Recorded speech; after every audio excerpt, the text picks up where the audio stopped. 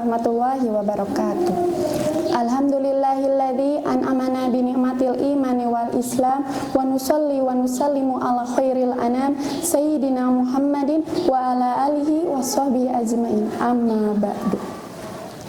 Sahabat RNTP, marilah kita semua mengucap syukur pada Allah yang Maha Ghafur, karena Allah lah kita masih diberikan nikmat, masih diberikan rezeki, dan masih diberikan kesempatan untuk memperbaiki diri.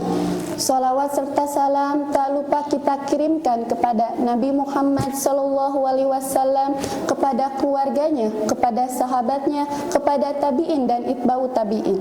Dan semoga kita semua mendapat syafaat dari Nabi Muhammad di akhir kiamat kelak. Amin ya rabbal alamin. Sahabat RNTP dimanapun berada yang insya Allah dimuliakan oleh Allah, amin ya Allah ya rabbal alamin. Dan jika kamu menghitung nikmat Allah, niscaya kamu tidak akan mampu menghitungnya. Sesungguhnya manusia itu sangat zalim dan sangat mengingkari nikmat Allah. Sahabat RNTP yang saya muliakan, ngeri sekali membayangkan Allah Subhanahu wa Ta'ala mencabut nikmat-nikmatnya dari kehidupan kita. Kita tak dapat hidup tanpa kenikmatannya, karena itulah janganlah menjadi seorang hamba yang kufur nikmat. Sahabat RNTP, kunci bahagia sungguhnya adalah rasa syukur. Siapapun yang ingin hidupnya bahagia, hendaknya menjauhi kufur nikmat dan mensyukuri atas nikmat yang telah Allah berikan kepada kita. Hanya saja menghindari kufur nikmat itu sungguh tidak mudah, karena kita telah terbiasa mengeluh atau menginginkan kehidupan orang lain. Secara tidak sadar terus memupuk sifat-sifat negatif dalam diri kita, yang nantinya sifat negatif itu akan menjebak kita dalam kekufuran nikmat. Sahabat RNTP, ada 4 hal yang harus kita waspadai dalam diri kita. Keempat hal ini berupa sifat yang secara diam-diam masih terselip dalam hati dan pikiran kita. Nah, apa saja sih keempat hal yang harus kita hindari itu? Yang pertama itu sifat sombong. Sombong adalah sifat tinggi hati, merasa diri lebih baik dari orang lain dan cenderung merendahkan orang lain. Orang sombong sering juga melakukan ujub atau berbangga diri berlebihan dan juga angkuh. Sifat sombong akan membuat seorang menolak kebenaran. Allah Azza wa Jalla membenci sifat sombong sebagaimana firman-Nya, Innahu la yuhibbul mustakbirin. Sesungguhnya Allah tidak menyukai orang-orang sombong atau orang yang berbangga hati, yang merasa dirinya lebih besar. Quran Surat An-Nahl ayat 23.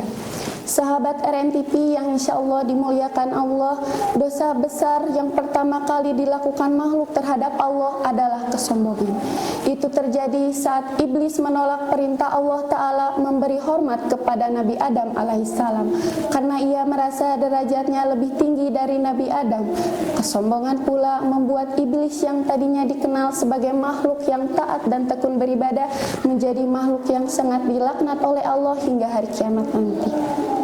Sahabat RNTP, selama sifat sombong masih ada dalam diri kita, maka kita pun akan sulit mengeluarkan diri dari kufur nikmat.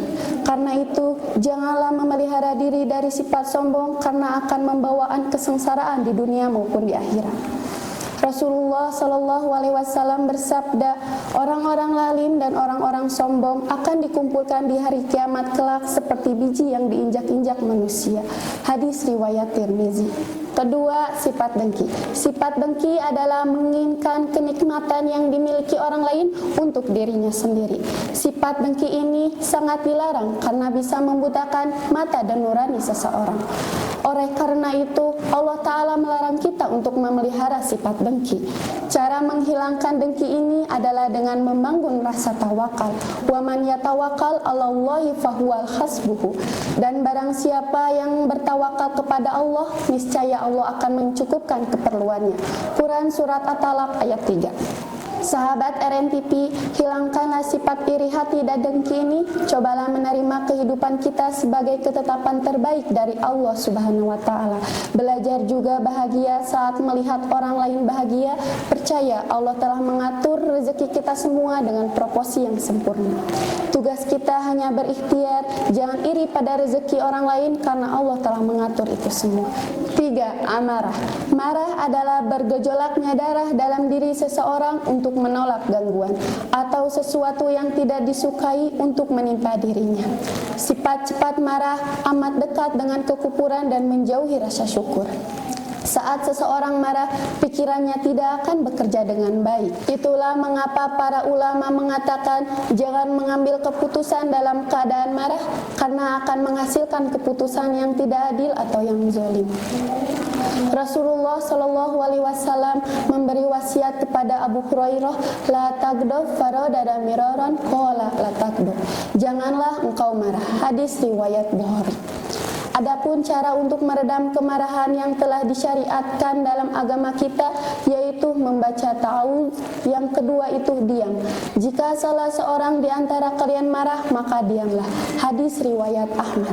Yang selanjutnya itu mengubah posisi tubuh. Bila salah seorang di antara kalian marah saat berdiri, maka duduklah. Jika marahnya telah hilang, maka sudah cukup. Apabila tidak lenyap pula, maka berbalinglah. Hadis riwayat Abu Daud. Yang selanjutnya itu adalah mengambil air wudhu. Padamkanlah api kemarahan dengan air sebagaimana dinasihatkan Rasulullah Shallallahu Alaihi Wasallam. Sesungguhnya amarah itu berasal dari setan. Setan diciptakan dari api. Api akan kalah dengan air. Jika salah seorang di antara kalian marah, maka mengambil air wudhu. Hadis riwayat Abu Daud. Sahabat RNTP, bila ingin memelihara diri dari kekufuran nikmat, peliharalah diri dari rasa syukur. Cintailah kehidupan kita, cintailah diri kita, maka insya Allah kita menjadi orang-orang yang selalu bersyukur. Yang keempat adalah mengumbar syahwat. Orang-orang yang gemar mengumbar syahwat dan tak lagi berusaha untuk mengendalikannya, maka akan sangat sulit melepaskan diri dari kekufuran nikmat. Sahabat RNTP, syahwat adalah selera nafsu, keinginan atau kecintaan, sedangkan mengumbar syahwat berarti mengikuti apa-apa yang diinginkan nafsu meski melanggar aturan syariat. Allah Azza wa Jalla memasukkan syahwat untuk menguji ujian kita. Allah Azza wa Jalla juga menciptakan akal. Manusia diminta untuk mengendalikan hawa nafsu atau syahwatnya. Sahabat RNTP, keduanya Allah ciptakan sebelum Allah menciptakan manusia. Akal diciptakan untuk mengendalikan nafsu, sementara nafsu diciptakan agar manusia di muka bumi ini memiliki keinginan, dan dengan keinginan itu terbangun kemajuan dan peradaban. Sayangnya banyak manusia di muka bumi ini mengikuti hawa nafsu atau mengumbar syahwatnya. Perbuatan ini melemahkan akal, akibatnya ia tidak bisa berpikir dengan jernih. Sahabat RNTP, orang-orang yang hidupnya dikendalikan dengan syahwat jauh dari ibadah dan hatinya jauh dari Allah Ta'ala. Bila kita ingin menjadi orang-orang yang jauh dari kufur nikmat, maka jauhilah mengumbar syahwat. Sahabat RNTP, itulah 4 hal yang harus kita waspadai dalam diri kita. Selama sifat sombong, dengki, amarah, dan mengumbar syahwat masih ada dalam diri kita, maka kita akan sulit melepaskan diri dari kekufuran nikmat. Maka dari itu, marilah kita bertaubat akan kekufuran ini. Insya Allah, Allah akan mengampuni dosa-dosa kita yang selama ini kita lakukan. Allah juga akan menunjukkan jalan menuju kebahagiaan di dunia dan juga di akhirat. Mungkin cukup sekian dari saya. Mohon maaf jika banyak kesalahan dalam penyampaian kesempatan ini. Sekian dan terima kasih. Selamat berbuka puasa. Wassalamualaikum warahmatullahi wabarakatuh.